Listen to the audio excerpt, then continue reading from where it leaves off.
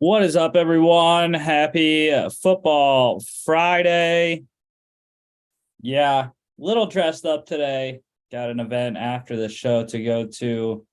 Logan should be on shortly. Bunch of stuff to go through. We got first talking about the XFL playoffs, and then we will head into some college football news and NFL news, and then we got of course, the XFL Week 10, final week of the regular season, playoff spots on the line, USFL Week 2, and then we will finish up with our NFC East mock draft. So, to start off here, let's get to the XFL news. Playoff scenarios, like I said, there are two spots on the line. The second spot in the north and the second spot in the south, both up for grabs. So, in order for the St. Louis Battlehawks to make it into the North Division Championship and play the DC Defenders for the third time this year, they need a win, or actually they need to lose. They need to win, and with a Seattle loss. So they need a loss from the Sea Dragons, and if they finish with the same record, same overall record and division record, could go past tiebreakers 1 through 3, which is head-to-head best win-loss percentage in division games and strength of victory in all games combined. Combined record of opponents in wins. The Sea Dragons, they can get in if they get a win over the Vipers and a loss by the Battlehawks. And that's a simple one there. So again, if both finish with the same record, we'd have to go to the tiebreakers. The Brahmas, they can get into the South Division Championship, heading to Houston to play the Roughnecks. If they win and the Renegades lose, if they both finish with the same record, the teams would have to go to the third tiebreaker, which would both teams would have defeated each other during the regular season. So we'd have to see what the strength of victory would get, and that would mean that the Brahmas would get in if they finish with the same record. And the Renegades, it's simple. They just need a win to get in, or a loss by San Antonio. College football news, the transfer portal, spring portal here last week to do it is this coming week. Boston College defensive back Josh DeBerry, he has found himself a home in College Station. He is committed to Jimbo Fisher and Texas A&M. Liberty running back Day Hunter is in the portal, as is Cincinnati quarterback Ben Bryant.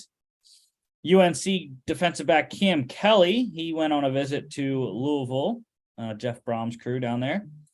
And then Penn State corner Storm Duck, very disappointed in this one. He is transferring again. He has decommitted from Penn State, lasting just the spring semester there. And former UNC corner going to try to find another new home this fall. And the NCAA has approved some rules changes, the NCAA playing rules oversight panel. So the clock will no longer stop on first downs outside of the last 2 minutes in the first and second halves. So makes sense. They're trying to shorten the game a little bit. It said 7 to 8 minutes. It will be shorter. And then they're trying to decrease the play amount which is really the big one, averaged around 178 to 179, 178 to 179 plays, I believe, last year per game in the NCAA. The NFL was about 151, so trying to decrease that amount there. And also they approved 2 other rules. One is that you cannot no longer call consecutive timeouts, which was always weird in college that you could do that. Can't do that anymore. And also penalties at the end of the first and third quarters, they are going to carry over and be enforced on the first play of the second and fourth quarters. NFL news, the biggest story of the day, the gambling suspensions for Lions wide receivers Jameson Williams, Stanley Berryhill. Those players both suspended 6 games. Lions wide receivers CJ Moore and Quintez Cephas both released today. And Commanders defensive end Shaka Toney, they are all 3 suspended indefinitely, at least for 1 year. And can apply for reinstatement next year for violations of the NFL's gambling policy. 1 year suspensions. So Moore, Cephas, and Toney, they all gambled on NFL games. Williams and Berryhill, they both gambled on non-NFL games, but at the team facility or a team-related area, whether that be the locker room, team hotel, team plane, whatever. But yeah, major gambling violations there, especially hitting the Lions wide receiver room there. Or CJ Moore is a safety. My bad. CJ Moore is safety, former Lion there. But yeah, Jameson Williams, tough start to his career, missing most of last year, coming off the torn ACL in the SEC championship game, and then playing a couple games, and now going to miss the first 6 games of his second season in the NFL. General news here, the 49ers, they have received inquiries about a potential trade of quarterback Trey Lance. I think that's interesting and makes the draft more interesting, because what if the Texans trade for Trey Lance and then we're like, whoa, we don't know who is going to draft quarterback anymore because there's one less team available that would need one. So Trey Lance getting thrown into this picture. Now, the Niners haven't said that they want to trade him. They just been fielding calls on teams that are calling about him to see about the availability. Seems like Brock Purdy is going to be the guy moving forward, but who knows? Tough news for prospect Louisiana wide receiver Michael Jefferson. He is expected to miss his entire rookie season after suffering injuries from being hit by a drunk driver on Easter night. Sucks for him. He was going to be probably a day 3 pick, possibly pushing into the 3rd round there. Good receiver out of Louisville with length. Hopefully he still gets drafted and gets an opportunity, but probably not going to play this season. The Jaguars, GM Trent Baalke announcing they are committed to signing tight end Evan Ingram to an extension, franchised tight end Evan Ingram to an extension this offseason, trying to get him extended before training camp is the goal that Baalke said. So we will monitor Ingram's situation there. The Eagles making some coaching changes, hirings, and promotions, and hiring Patriots senior football advisor / offensive line coach Matt Patricia as senior defensive assistant. I think it's a great hire by Nick Sirianni. Matt Patricia, one of the best defensive minds in the game that we have, has really gone by the wayside a little bit the last couple of years, really, with his head coaching spot in Detroit, and then the offensive positions with the Patriots the last 2 years was weird. So I think him going back to the defensive side of the ball with the Eagles will help Nick Sirianni and Philly a bunch. And the Cardinals, new uniforms. What's up, Logan? Hey, dude, how are you? Nothing much, man. Dressed up a little bit. I said Yeah, to everyone. looking spiffy. Um, but yeah, we went through a bunch of the stuff here. I didn't know if you had anything to note on any of the stuff. The suspensions handed down today. Yeah, it's I think some of it feels a little arbitrary, right? Like, okay, it's they can bet on the games, but they can't do it at the facility. But at the same time, like you got to have some awareness as a player where like you're in the middle of placing your prop or whatever, and it's like maybe I shouldn't be doing this at the actual facility.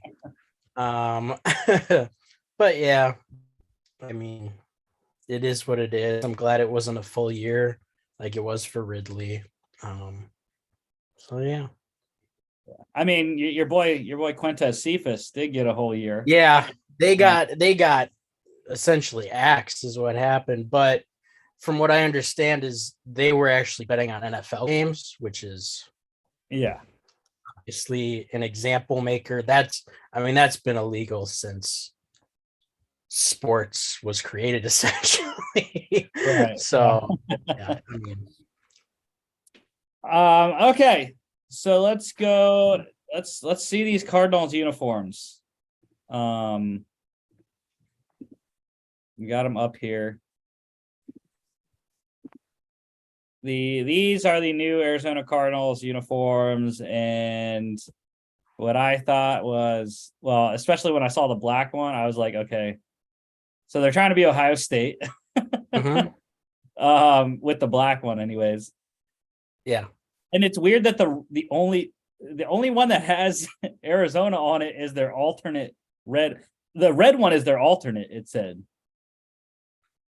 Is it really? I thought that was the home one. No. Oh wait, yeah, maybe it is. I might have read that wrong. Maybe okay, there you go. The black's the alternate, whatever. But it's still weird though that the red's the only one that has Yeah. Arizona on it. They didn't want to put red lettering on the white jersey, so I don't know. Yeah. Um, but I don't think they're anything spectacular. I really don't like them. And it's not that they're terrible. It's just that I don't know. I'm just gonna be honest. This feels super lazy. This feels like I'm sure they spent millions of dollars consulting some kind of firm to do this. And I kid you not, every like Instagram edit I've seen of like Cardinals jersey remakes has been 10 times better than this. And like more thoughtful and like how they've incorporated like the state flag and kind of changed up the colors a little bit and like the piping on the shoulders. This is very underwhelming to me. I tweeted yesterday when I first saw him. I was like, every high school in my area has a better look than this. Like there are legit high school teams that have a better, more intricate look than this. And it's just, I don't know.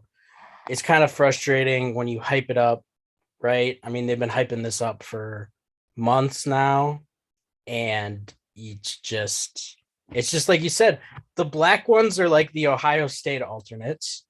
The red Arizona ones are basically a carbon copy of the Sooner unis, the Oklahoma Sooner unis. Mhm. And all of them kind of give off like a Utah Utes vibe. So it's just very much not very original, not very compelling. I like the silver.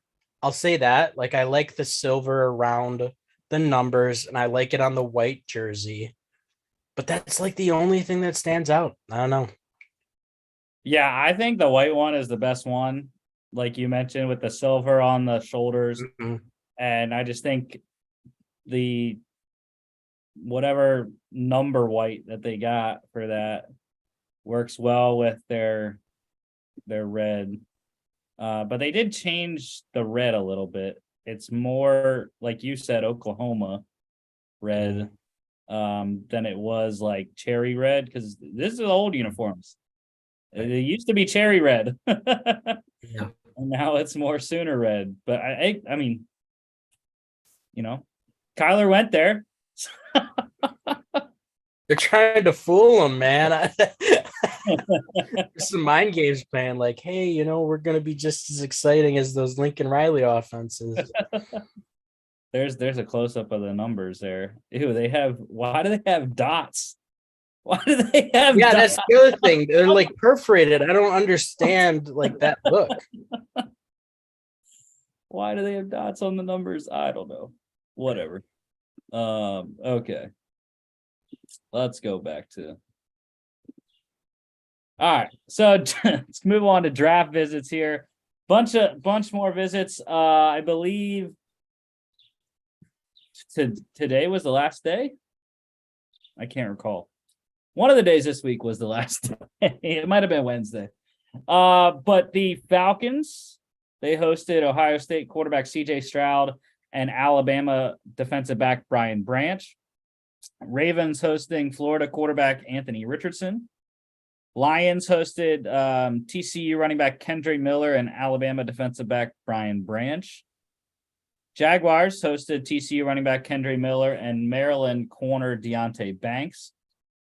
Panthers hosted TCU running back Kendre Miller. I kind of like that one.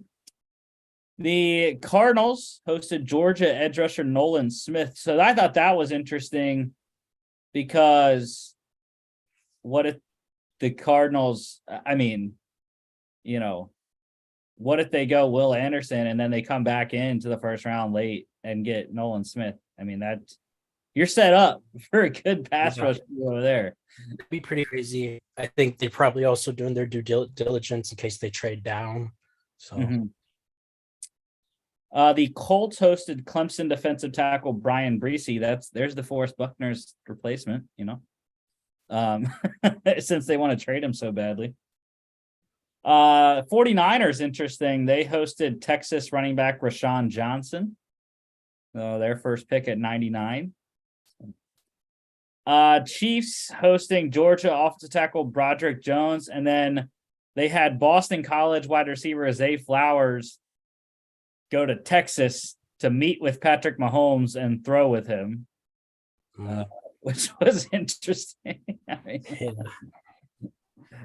Scary facility, but the Bears, they hosted Georgia offensive tackle Broderick Jones and Maryland corner Deontay Banks.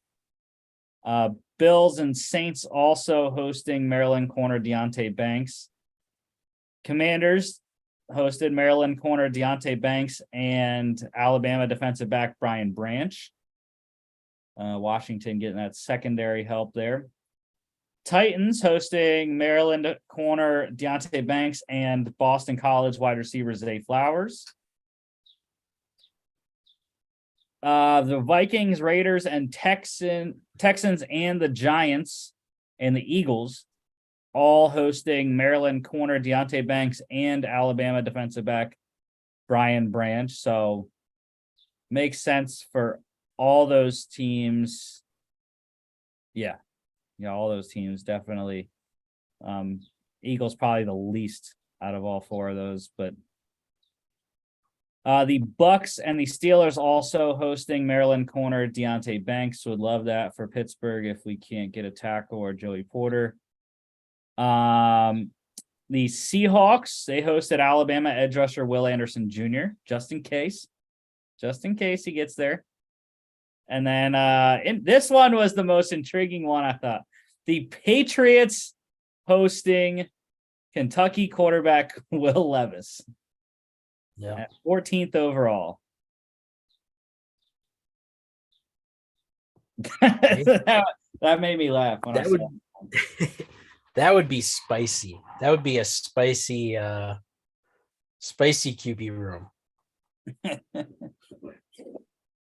All right. One release to note, the Falcons just like now released veteran corner Casey Hayward. So they have AJ Terrell, and I guess they're gonna draft one. because I don't think, I mean, Casey Hayward's a decent corner, like, Yeah. but I don't know. How about the kicker getting paid here? Tyler Bass getting an extension from the Bills, 4 years, $21 million extension, 12.3 million guaranteed. That is mucho monies for a kicker for sure. Yep. And I was just watching this, how the Cubs screwed up a perfect game. That was very funny.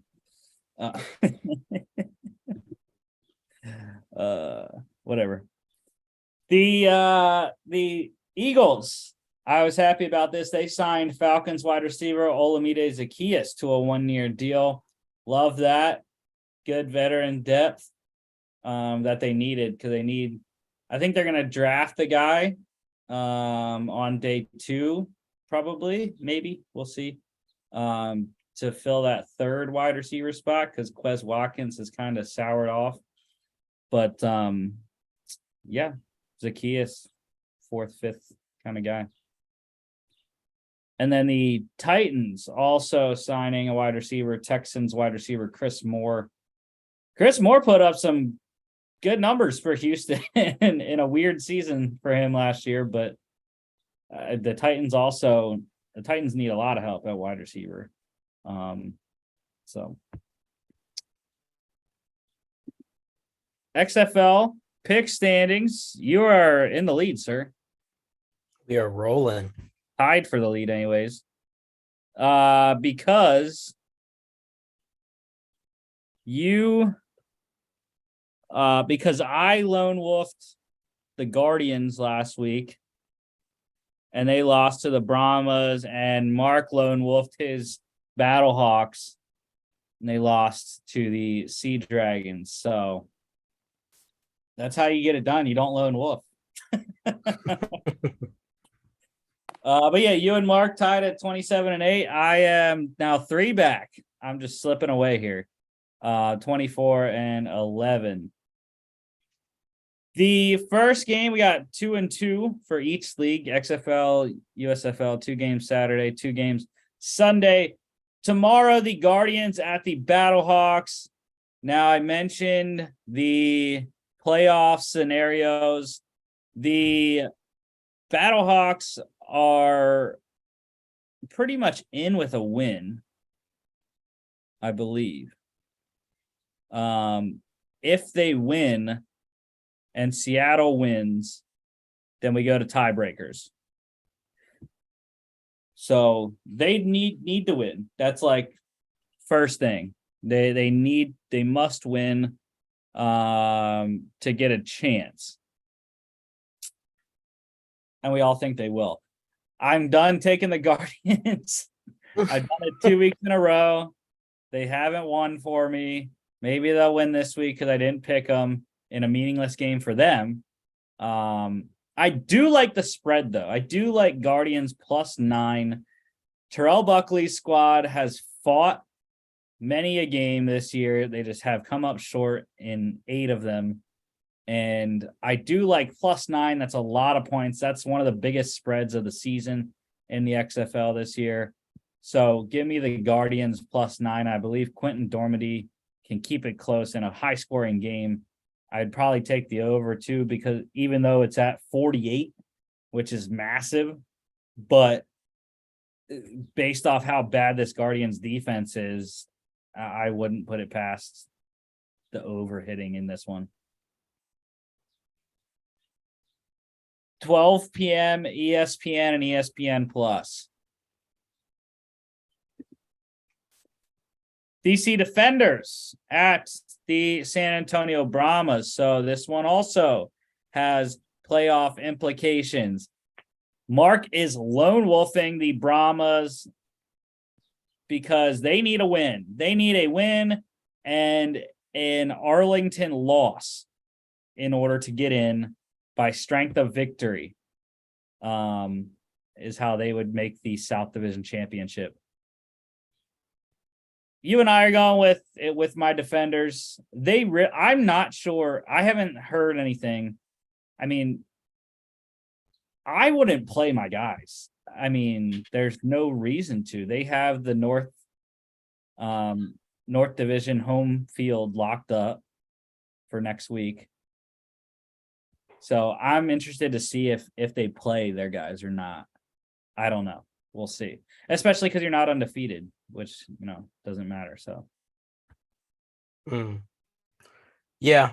It's interesting to see how they'll handle that in what is essentially a showcase league. You know what I mean? Like, are they going to tell their guys, hey, look, we're sitting it for the playoffs? Or is it more like, hey, look, we want to get as much tape out there as possible for NFL teams, but it'll be interesting to watch. Yeah, and I am taking the over in this one. The defenders are, I believe, 8-1 to the over this year in their games. So it's a modest one, 41.5. It's a nice line. Just based on their offense alone, they can score more than half of that. It's really the issue of whether Jack Cohn can get you some points or not. Which the thing is, the defenders' defense has given up a lot of points the last 4 weeks. So I wouldn't be surprised if the Brahmas are able to get points on that defense. This one's 3 p.m. ABC and ESPN Plus. On Sunday, the Roughnecks go to Houston. I flipped that. I flipped the logos there. The Roughnecks are in Arlington for a massive game. This is again, does Houston sit their players knowing that if Arlington beats them, they are in, and they would have to play them again next week in Houston? This is more, I think, complicated than the DC situation, because the DC and San Antonio are in different divisions. But yeah, all that Arlington needs to do is win and you're in. That's why I lone wolfed them, because that's the greatest motivation. They're at home. They need a win to get into the playoffs. And, they face the Roughnecks next week anyways. They need a win or a San Antonio loss. So, yeah. So they'll be watching that game on Saturday closely to see if they need to win or not.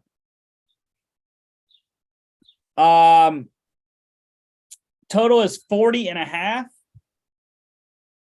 I don't know. That's a tough one. I'd lean for the over though. I think Luis Perez has done a good job with this Renegades offense, and I think that's how they're going to get the job done. And Brandon Silvers and the Roughnecks offense hasn't been the same since Kirkland went down early. They've gotten a couple wins, but not as potent. So I'd lean over though. 3 p.m. ESPN and ESPN Plus. The final game on a Sunday, the Vipers at the Sea Dragons. We are all on Seattle. What does Seattle need to happen? A win, and they need St. Louis to lose on Saturday. If they finish with the same, so if St. Louis wins, I'm just trying to read this here. If St. Louis loses, the Sea Dragons would need to win, and they're in. So that's the easiest scenario. If St. Louis wins and Seattle loses, obviously the Battlehawks are in. But if they finish the same record, if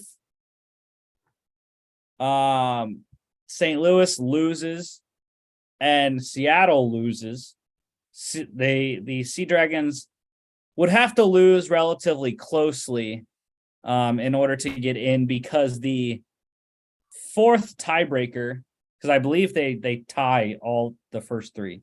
So the fourth tiebreaker would be best combined ranking among division teams in points scored and points allowed in all games. I don't really know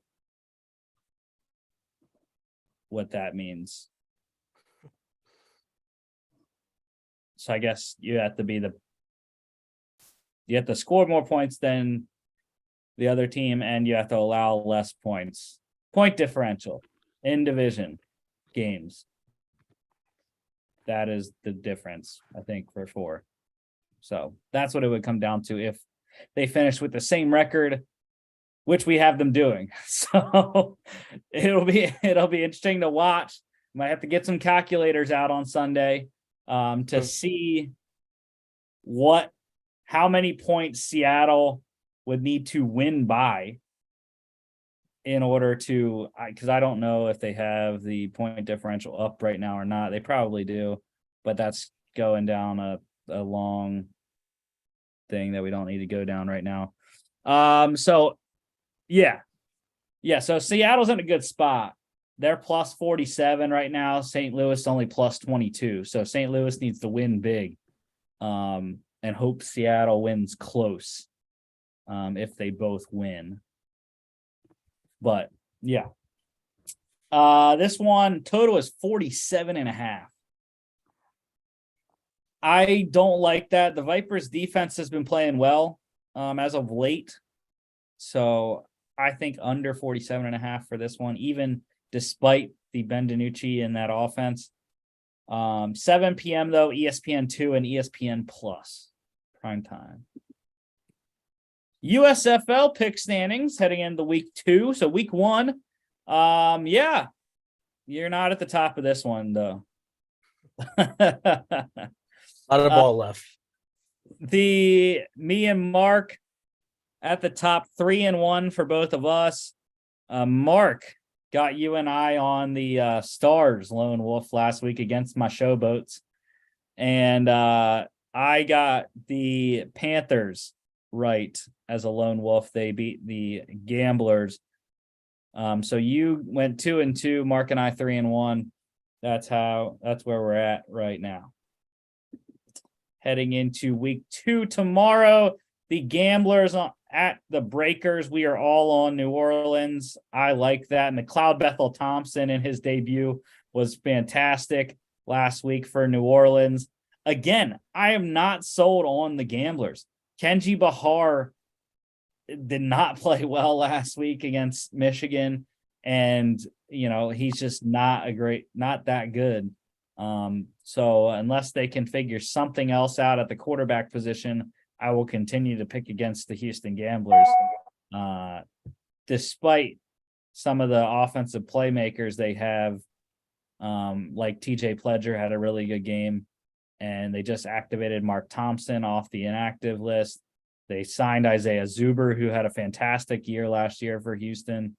But yeah, New Orleans has the better team right now, and the veteran quarterback in Bethel Thompson is the difference for me. Total is 39.5. I am going to go with the under, I think, just barely. It's a small one, but under, I think, in that one because of Houston's ineptitude on offense. 12:30 p.m. on USA Network. Yes, there's football on USA. The Showboats at the Stallions. Yeah, I'm picking my boys. I have to pick my team.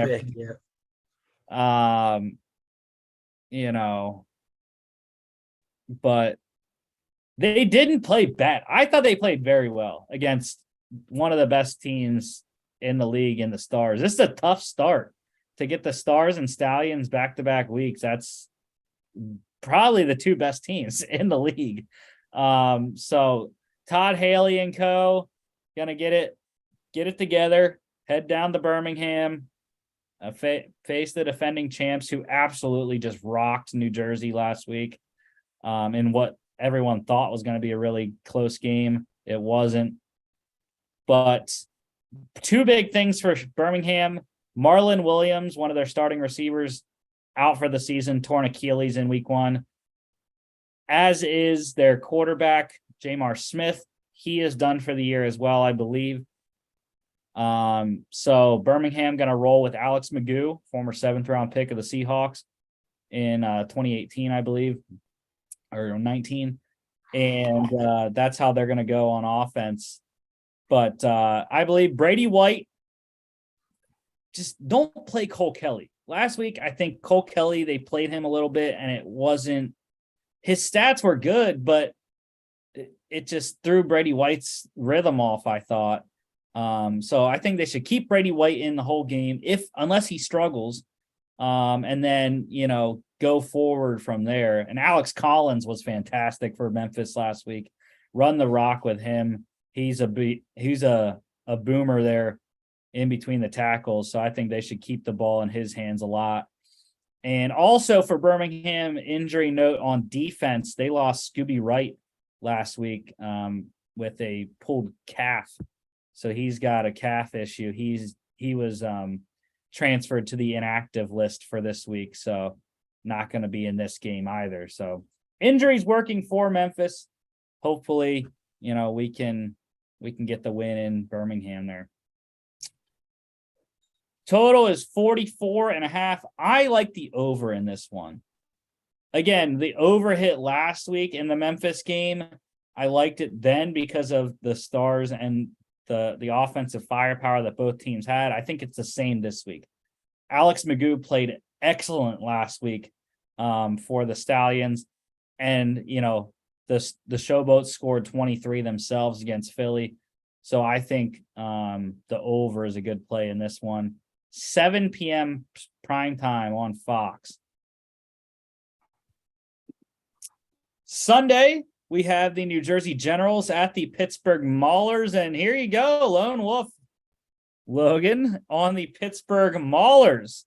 Played a close one against New Orleans last week. Couldn't get it done. James Morgan and Troy Williams and co. there for Pittsburgh.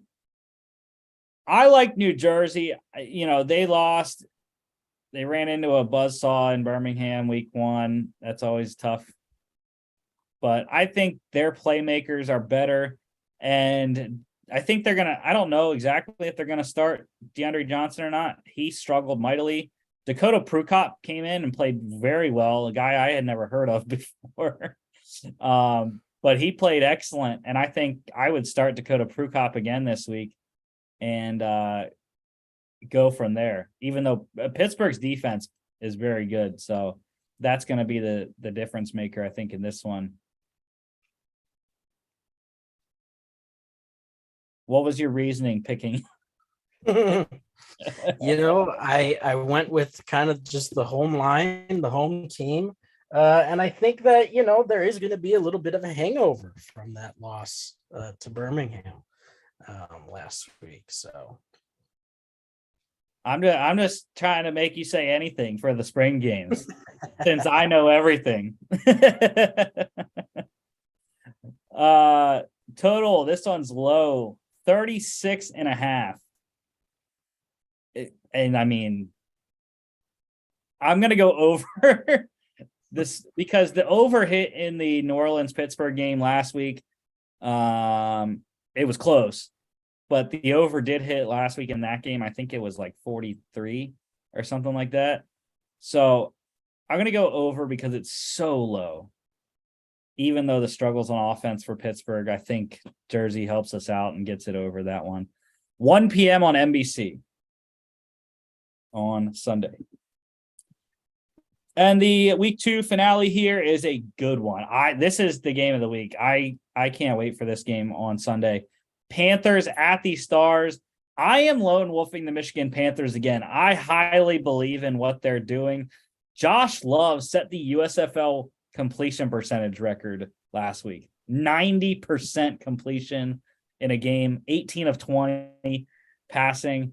And that's like not modern USFL record. That's overall going back to the old USFL in the 80s. So crazy that he set that record. I mean, that would be a game record, I'm sure, in the NFL too. I mean, I don't know what the completion percentage record is in that league, but yeah, I like the Panthers offense. This should be an offensive showcase, just like the Stars game with the Showboats last week was. And I think their defense can get the stops that they need. Yeah, that's pretty much it. Case Cookus on the other side for Philly is played excellent against Memphis last week. Showed no signs of that injury he suffered last year. So should be Star City. Total is 46.5, and I am also rolling the over in this one. Again, should just be an offensive showcase, I think. 7 p.m. FS1. All righty. Time for our NFC East mock draft. I was thinking about wearing an NFC East, an Eagles colored tie today, but I couldn't find one that I liked. So we're just going to disregard that. And, but anyways, the Eagles have 10th overall from the Saints in their first round trade last year. The 30th, 62nd, and 94th. Commanders have 16th, 47th, and 97th, which is a compensatory selection. Lost their own third round pick in the Carson Wentz trade. Giants have 25th, 57th, and 89th. Cowboys have 26th, 58th, and 90th. So let's get to the mock draft machine here. If this thing would want to move my little bar.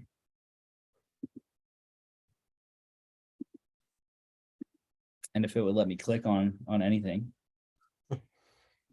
Okay, well, I think we all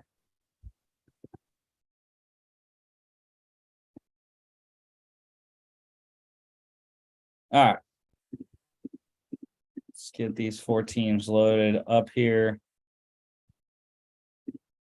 And let's hit it. So, Panthers, Bryce Young, yes, sir. Texans going CJ Stroud. Christian Gonzalez to the Cardinals at 3. All right. That's Anthony crazy. Richardson to the Colts. Will Anderson Jr. There you go. He visited the Seahawks this week. Jalen Carter to the Lions at 6. Broderick Jones to the Raiders at 7. Paris Johnson Jr. for the Falcons. Peter Skoronski to the Bears. Now the Texans offering us. No, I don't like this. No, I'm not giving up a second round pick for Titus Howard. So no. Now this one is interesting. Here we go. So oh, DeForest Buckner combined with Jordan Davis and Fletcher Cox. And you get a second round next year, which Howie would love to have. And you pick up, you're only moving back 25 spots. We'll check the other one, but I am highly interested in that one. The Saints 29-40 and Denver second. I don't like that one. So, yeah. Based off who's on the board. Now, Tyree Wilson is on the board. So is Bijan, which I would be inclined to take. I want to accept this offer, though, so badly. This is like, you can't. This is a home run in my mind for the Eagles with the amount of defensive line help that they need. Now, they need more edge rush probably than interior, but that's a stud. yeah. I mean, I'd 100% do this if I was Howie Roseman. I don't know what their cap situation looks like, what his contract looks like, But like, if you're just looking at this compensation right here, this is a no-brainer for me. Yeah, and I think they would extend him as a part of this deal because I believe he is in the last year of his contract. I think that is the only players that you can trade on here, which they only give you like two options of players to trade when you're looking at players on here. But it's not our fault. We could have more players to trade, but PFF's grading system's still broken. So I don't know. So let's go ahead here.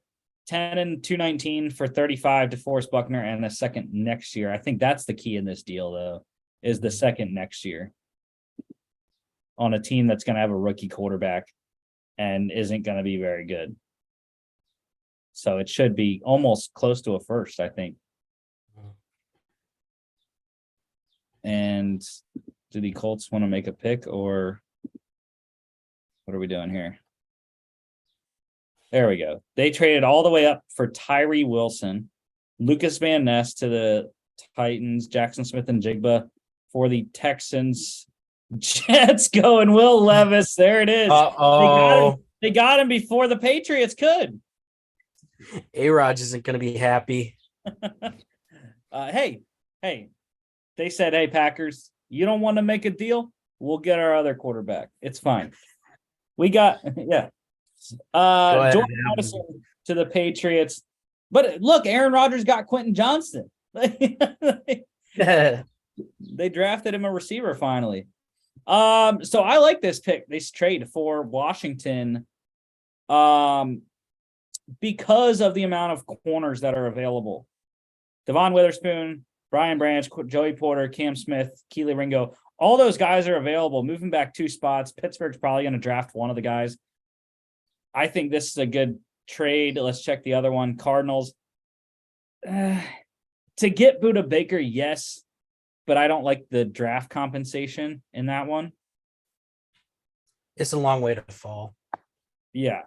So I'm going to go, but I think I'm good with accepting Detroit's, right? Moving up from the third round to the second round with these 2 picks, and then you move back 2 spots.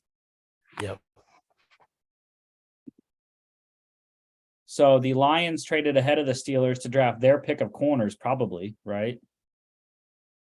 I think so. That would probably be Devon Witherspoon. So 16, that's great value for that. Brian Branch to the Steelers, that's also very good. Stop trying to trade us Budda Baker, Cardinals. I don't want him right now.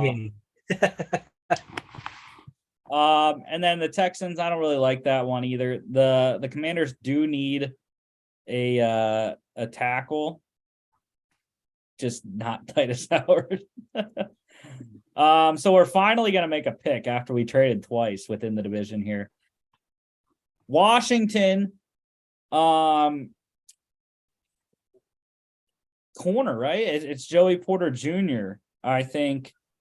For the Commanders, their secondary needs some help, especially on the outside. So that is who I am going with in this scenario. Yeah, I think corner makes the most sense. I like Joey Porter Jr., but somebody else that I would for sure entertain here is Bijan. You're getting new ownership in. You need a little excitement around this team. Bijan's kind of a one-man offense, so could be compelling, but I think probably maybe the smarter pick is going after a position of higher value. One of the tight ends would also fit with Washington.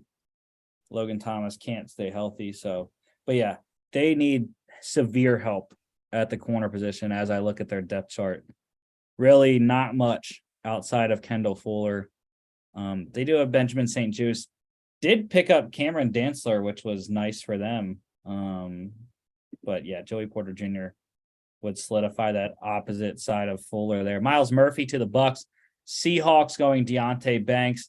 Chargers, Cam Smith. Ravens trading up one spot, trading 22 and 86 to LA for Cam Smith. And Chargers, they're going Isaiah Foskey. I think that's a little early for him, at least in my mind. Keely Ringo for the Vikings, Trenton Simpson for the Jags. I don't know. No. Just no. No reason to get Nick Chubb. And this one, while Cortland Sutton would be fantastic to have on, the Giants, I think they just stick.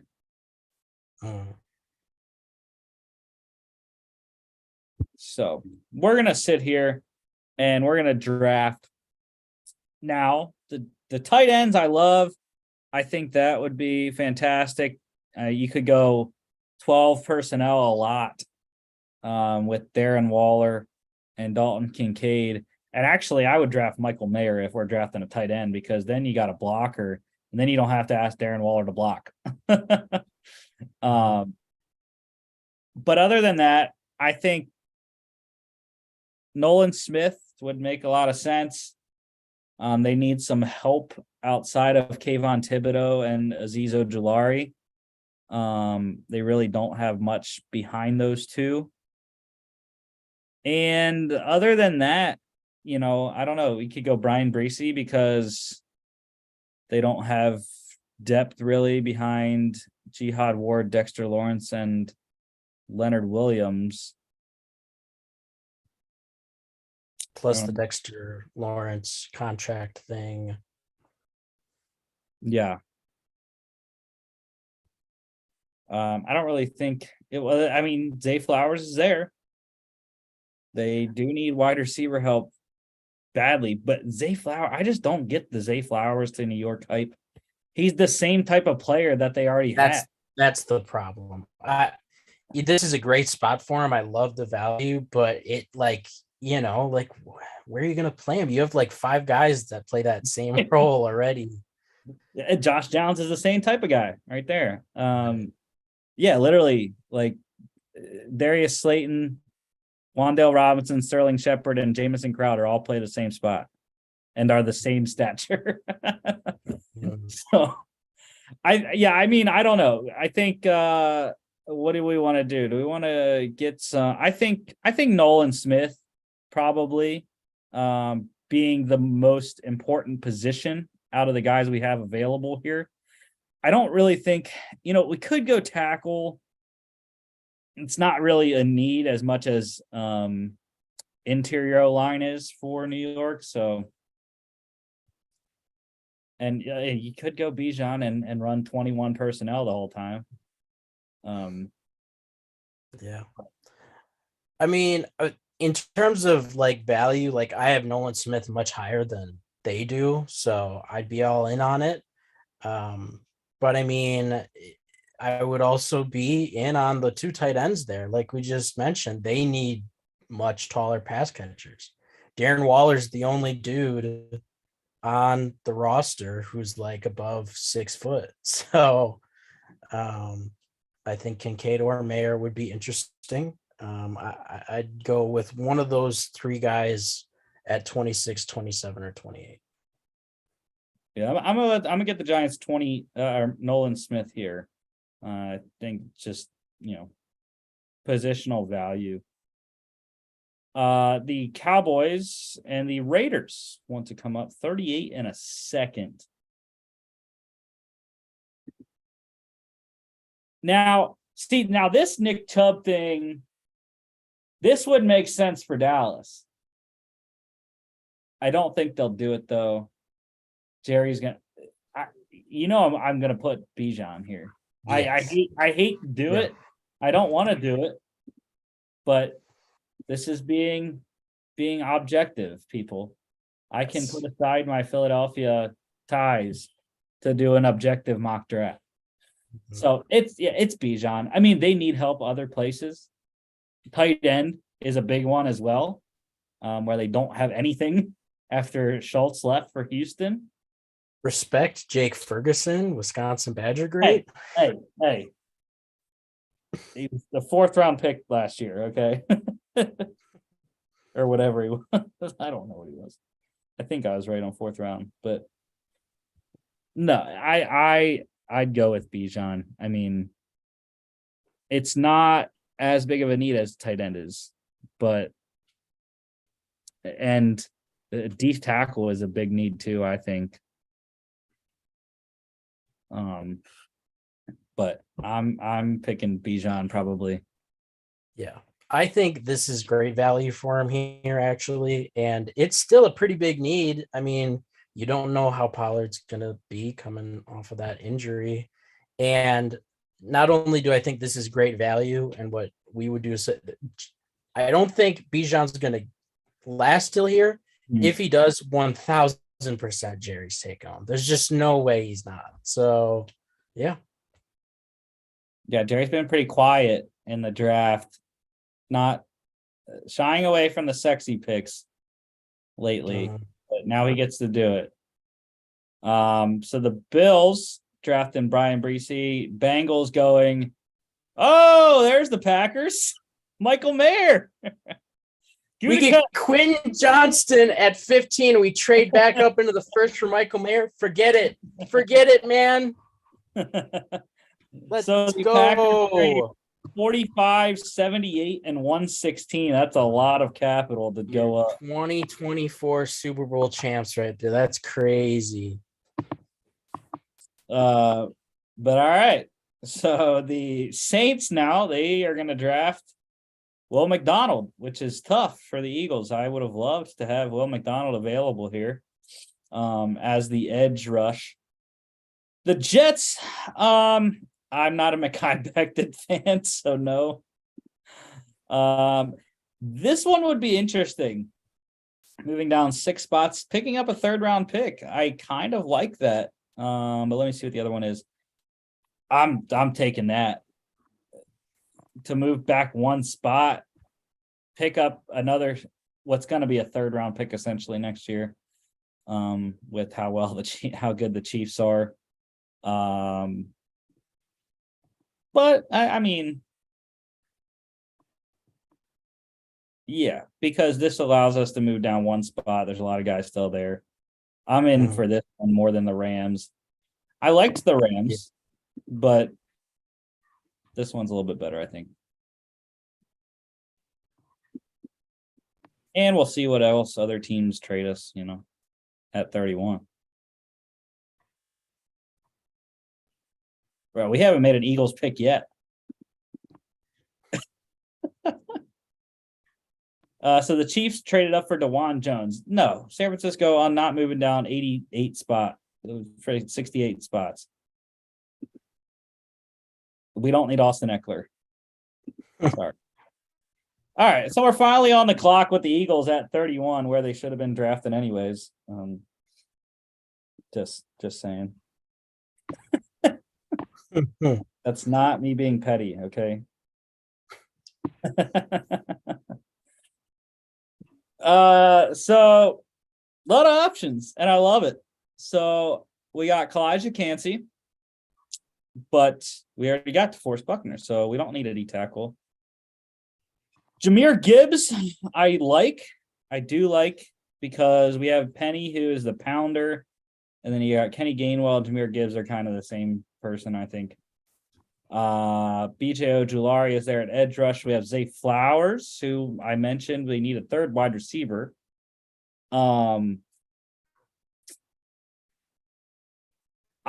am gonna go with Darnell Wright, though. We're gonna get the successor to Lane Johnson, and that's the guy I like the most out of all these. Now, if we needed a left tackle, it's Anton Harrison. I'd be all over that, but we need a right tackle for the future. So Darnell Wright is the guy. Yeah, that'd be my pick too.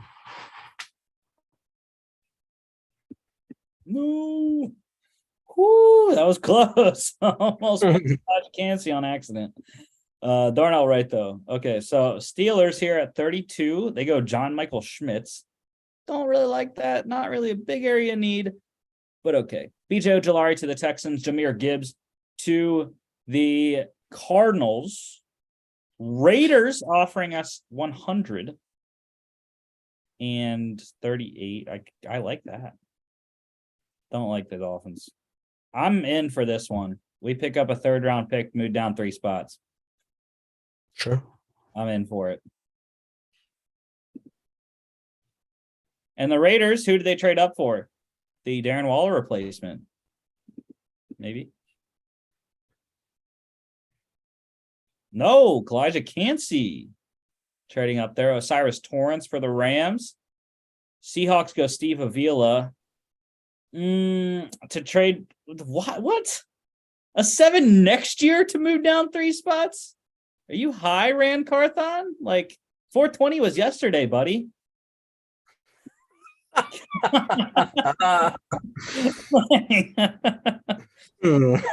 of course, I don't like the Dolphins pick again. So, all right. See, and now this, if we had a video editor on the squad, like that would be a clip right there. That would be a social media clip. Yeah. But hence I need a social media / video editor that will work for free. But here They're we hard to come by. What? They're hard to come by. Yeah. Tell me about it. So the Eagles back on the clock here. And I don't really like the top of the board. Now, I mean, Dalton Kincaid would be fantastic. But I am going to go down here. I love the Emmanuel Forbes. Emmanuel Forbes or Jalen Hyatt are my guys right here. I'd say, huh? Which one do you like better?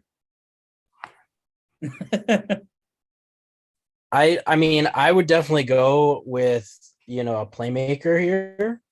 I'd go with Hyatt, Flowers, or Downs. I'd go with one of those dudes. I think that in this scenario, like, you've gotten enough capital back and pieces to where you can afford to just make like a fun pick that like has the potential to just like, this offense is already one of, if not the best in the league. It'd be just crazy to put one of those guys in it. So.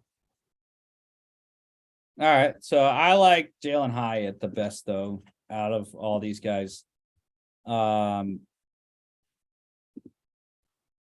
Yeah, I mean, the other two are nice, but Jalen Hyatt's 6 foot. So, I'm selling out my fellow short brethren, Zay Flowers and Josh Downs, but I got to do it. I'm sorry, but Jalen Hyatt's my guy here for the Eagles at 38. Panthers on the clock at 39.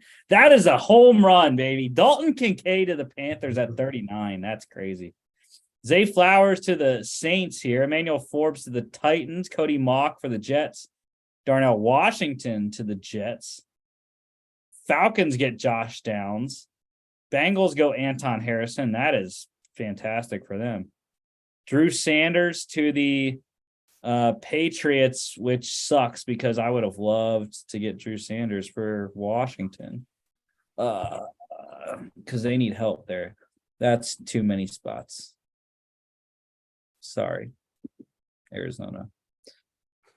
I mean, the guy's sitting right there, right? You have to. I think you have to at this point. Like 47, as much as Riverboat Ron said, like, okay, we're gonna do Sam Howell this year. Yeah. Hendon Hooker's not gonna be able to save him, but it might start something good for the next coach, possibly. There's 2 avenues here. I do. The first would be Hendon Hooker. I just think that it is good value. You can let Sam play, the majority of the season. And if he's good, great. If he's not, hopefully you get Hendon Hooker back healthy-ish and see what he can do for a little bit. And if it hits, you might have just saved your job. But another intriguing thing based on this board and kind of based on where the Commander's at here is I love the edges on the board here. And I know that their D line is pretty stacked, but it's pretty injury prone. Chase Young has not been able to see the field a whole lot. You wonder, they just gave Deron Payne a huge payday. So you wonder if they need to get younger and cheaper there, if they're going to potentially move Chase Young at some point. But yeah, I mean, I don't know. Yeah, I mean the D line is good at the starting four. I am not Right. very confident in the next four. It's not terrible. James Smith Williams and F.A. Obata at the ends, Fidarian Mathis and John Ridgway at the D tackles.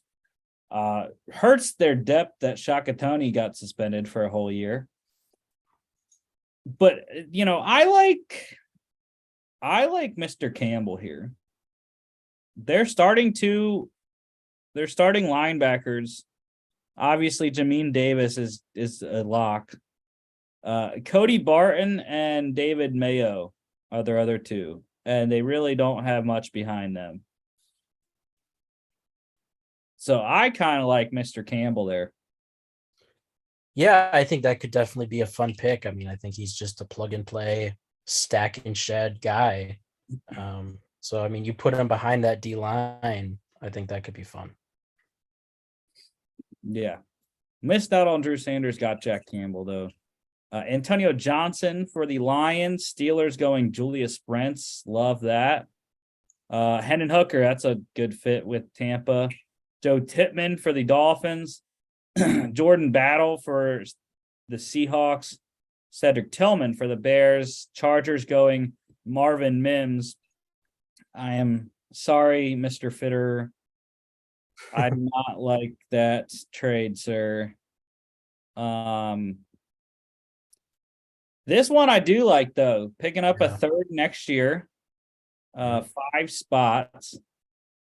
And I think there's a good chance one of these guys is here still, right? Yep.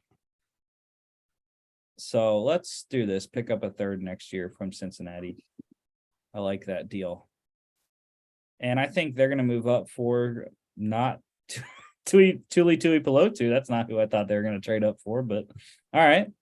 To drop 10 spots here for New York. What do you think? You're picking up a 4th and sending a 7th.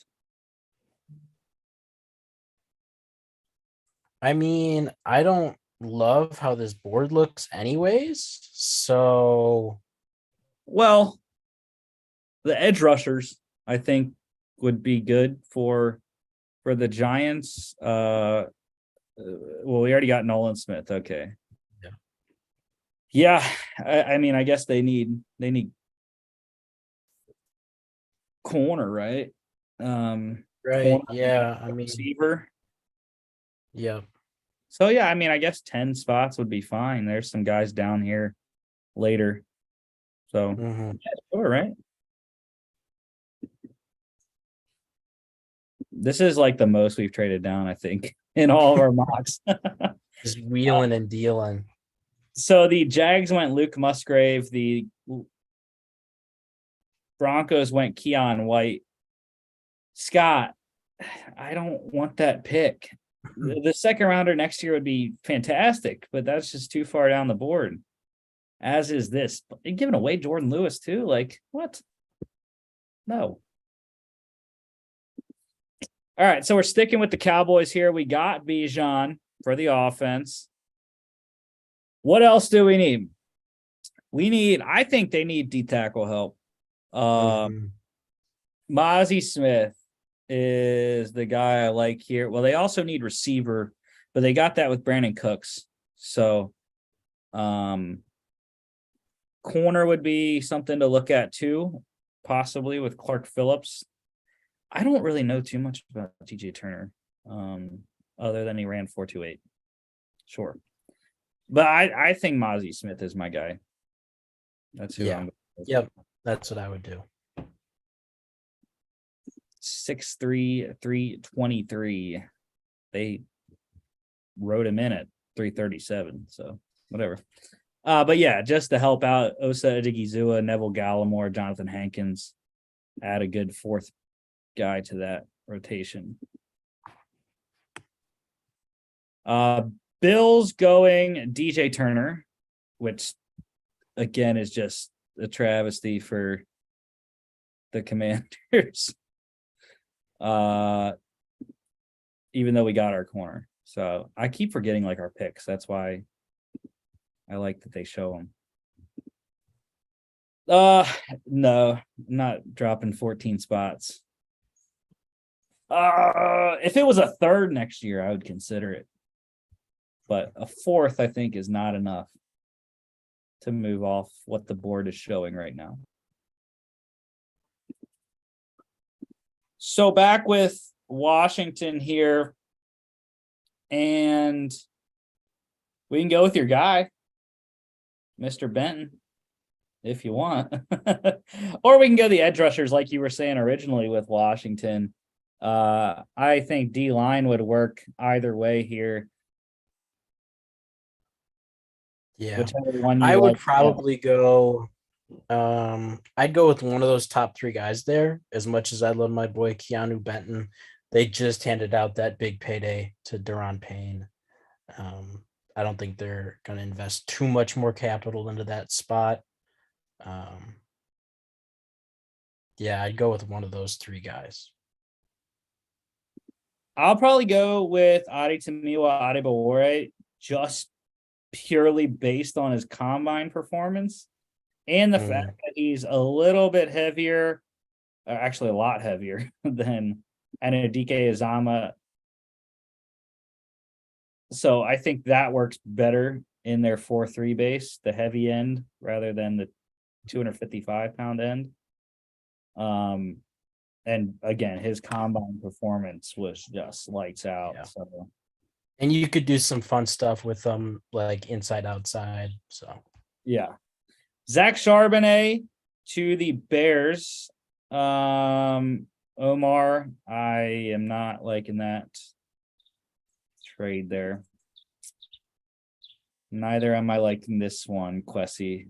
They're giving up a lot, but to go up 25 picks makes sense. So we're sticking with Philly here. And what do we have? Darnell Wright, Jalen Hyatt. And now look where we're at. Look, I mean, this fell down perfect. Felix Anudike Uzama is the pick right here. Again, it kind of sucks. It's a 4-3 base. Actually, we don't even really know with Jonathan Gannon not there anymore if they're going to stick. I mean, they were pretty multiple last year, I think. So I think FAU here can do some good stuff, and that's who I'm going to go with since we already got DeForest Buckner on the inside. yeah. Yep, I think that's a slam dunk.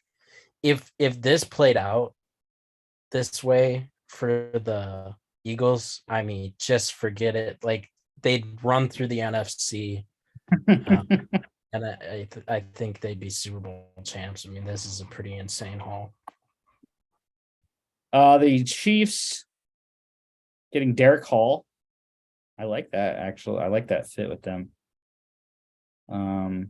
Bears getting Siaki Ika, Javon Dexter to the Texans, Sidney Brown for the Cardinals. Saints coming up 4 picks for a 4th next year. I do kind of like that, actually. We still have Nolan Smith. What's the other offer on the board? Steelers, that's too many picks.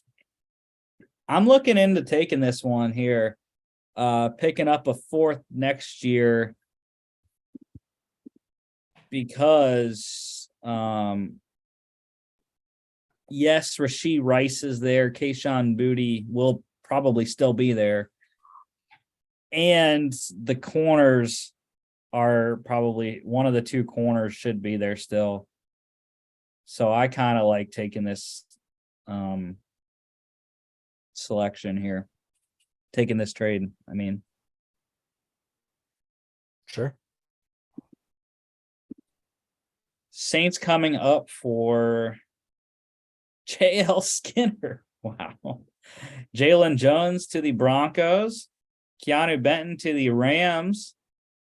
Raiders take Tyreek Stevenson, so that's the guy I was going to pick, actually, which kind of sucks, but I don't like that one. What do you think about Rashad Bateman? I would do that in a heartbeat. Like, I don't know. That's a pick swap, essentially, like 50-ish spots, 40-ish spots. And you're getting a former first-round pick. He still has plenty of years left on his deal. And I still like him as a wide receiver. You know what I mean? I mean, I guess there's some worry about health, but and I think he's definitely a different skill set than what they have, and I like him much better than what's on the board here. I mean, I like Rashee Rice, but I am not a big Booty fan. Trey Palmer is okay, I guess, but That's another clip. That's another clip. there's no That's good way to clip. That's another clip. Yeah, it is. You got to say his whole name, and you can't just. Yeah. Hey, you pulled a you pulled a Charles Barkley from last night, man. I don't know if you heard about that. No, what did he do? He said it's like juggling two balls. And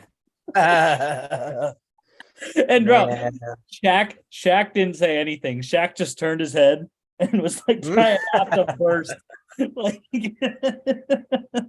I love that set, man. It was One of the hilarious best because I started cracking up just watching it and watching Shaq not say anything and just trying not to laugh. And then Ernie finally got it at the end. But yeah, okay, if you like this one, let's do it. Rashad Bateman and 124, a fourth round pick to the Giants for 71 and a seventh round 243. Ravens, who are they coming up for? Clark Phillips, Rashee Rice. Right. They know something we don't. Receiver. Yeah. Noah Sewell to the Titans, Matthew Bergeron for the Texans, Andre Carter to the Browns, Darius Rush for the Falcons. Patriots get Clark Phillips. Rams go Sam Laporta. Bengals go Tucker Kraft. Like that. Just trying to see what is available and what we still have left. No, because I guess, well, yeah. With getting Bateman at New York, because I know the 7-rounder I did yesterday, I traded up in the 3rd round for Trey Palmer with the Panthers. So we don't need a receiver, though, for all of our teams right now. Devin Achane for the Colts, A.T. Perry for the Steelers, Ivan Pace, Lions, Bucks going Zach Evans, Warren McClendon for the Seahawks, Brandon Joseph for the Dolphins, Blake Freeland for the Chargers, and there you go. Chiefs coming up for Trey Palmer, 94 and a 4th next year. And yeah, that's the receiver they got this year. The Vikings, they go Jamie Robinson. Jags go Kayshon Boutte. Now the Jags want to come back up. I don't like that. Kayvon Chason, it's a lot of picks to go down. And Chason just doesn't really do it for me, especially since we already got Nolan Smith and have Kayvon Thibodeau and Azeez Ojulari. Yeah. So now we're back on the clock with the Giants. And I kind of like my Penn State boy at the top. I mean, 5'11", 203. They have Bobby McCain and Xavier McKinney. They got Terrell Burgess. And they have Dane Belton. So I guess it's not a big need, but I don't know. The rest of the board is so-so.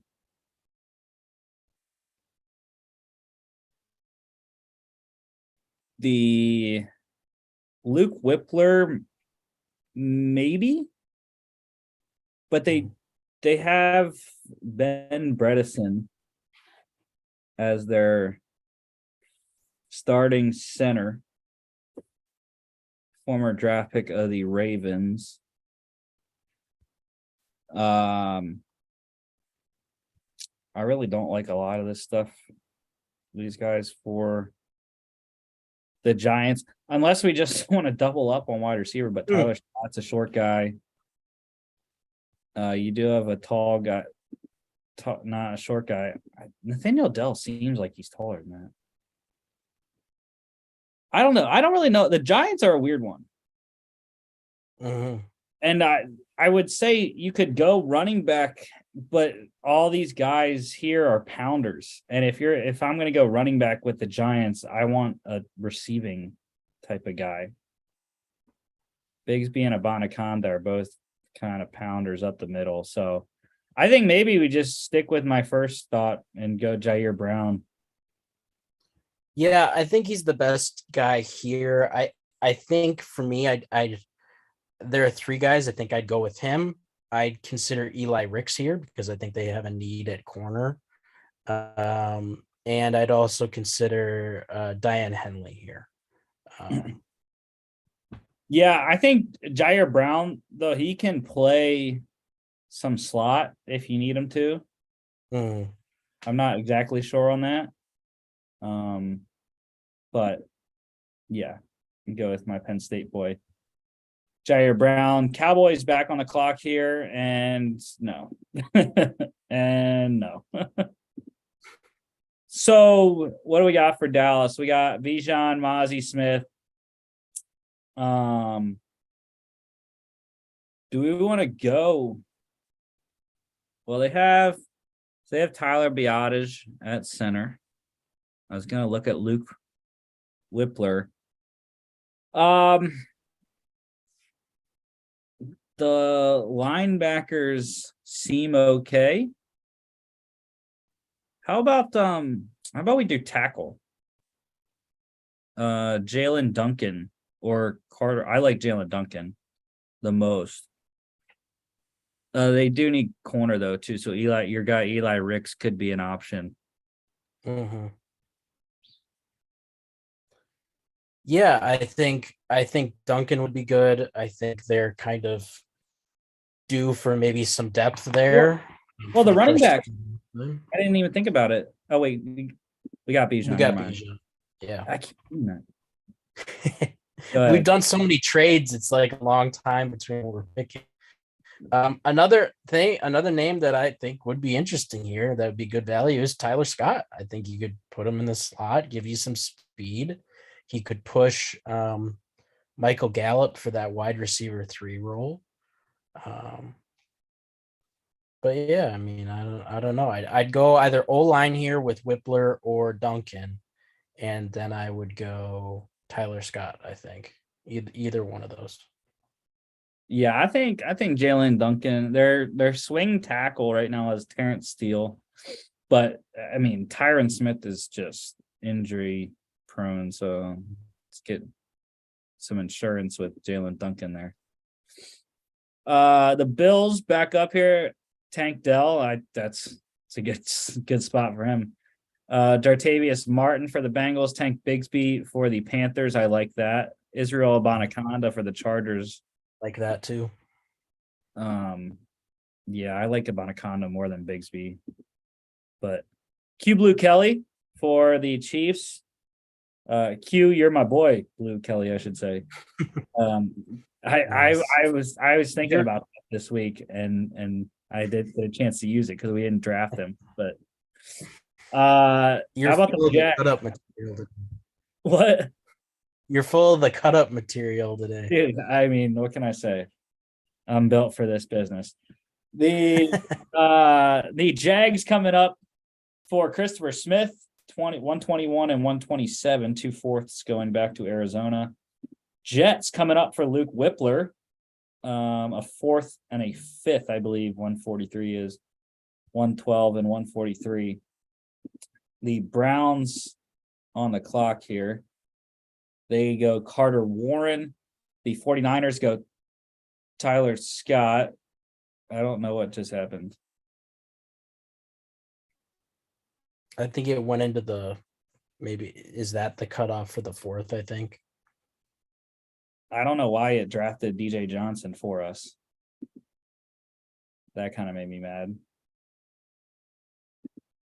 Whatever. So we got 2 edge rushers. Whatever. Okay. So here we go.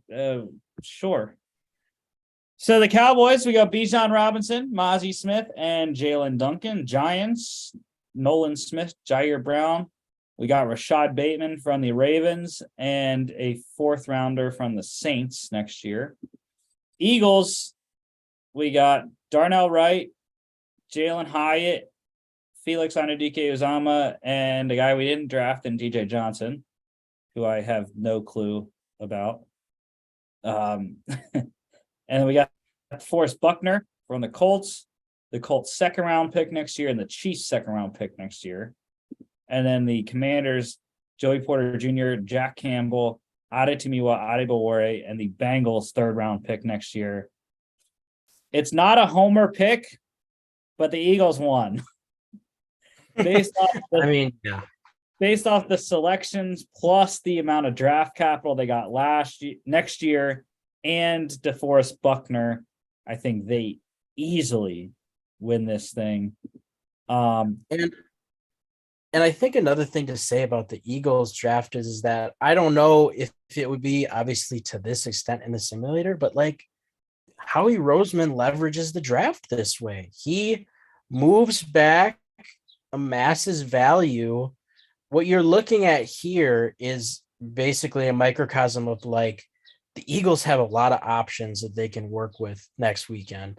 And that's really exciting for a team that just came off winning the NFC. So going to be really interesting. Yeah, so I am going with the Eagles 1. I'm going to go with Washington 2. I love all 3 of those defenders. Jack Campbell is probably my Big Ten linebacker this year. I always have a Big Ten guy, and they seem to come out of Iowa because I loved Josie Jewell a couple years ago, and he's been doing well in Denver. So I'm going to go Eagles, Commanders, Cowboys is my 3rd one, Giants 4th. I am not as high on Rashad Bateman anymore as you still are. And the Jair Brown one, it was in a weird situation where there wasn't really a clear-cut selection, I thought. Mm-hmm.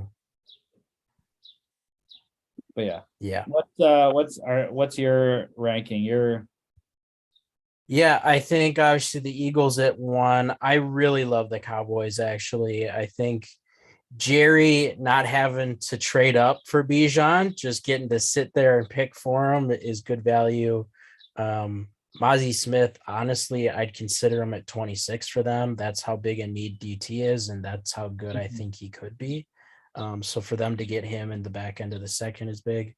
And then, I think tackle's an underrated need for them that not enough people are talking about. So it's good we got some depth there.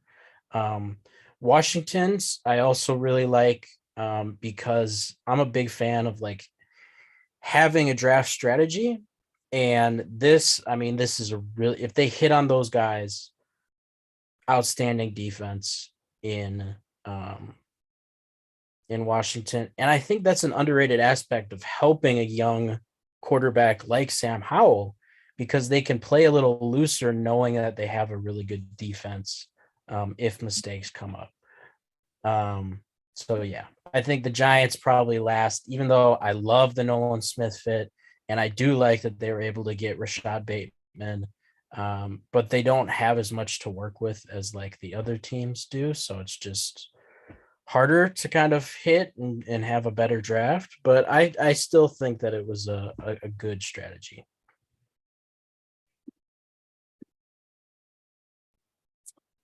All right, so those were our picks for the NFC East. that is the show for today. Next week we'll be talking. It's Christmas. It's Christmas in April next. Next week is our last. Next Tuesday is our last mock draft. So we'll be recapping, or we'll be talking about XFL playoffs, USFL week 3. I don't know why I'm talking about the Tuesday show. This is next Friday that I'm supposed to be talking about. But we'll be previewing the XFL playoffs, USFL week 3. We'll also next Friday be giving a rundown and a recap of round 1. And yeah, that's what we'll do next Friday.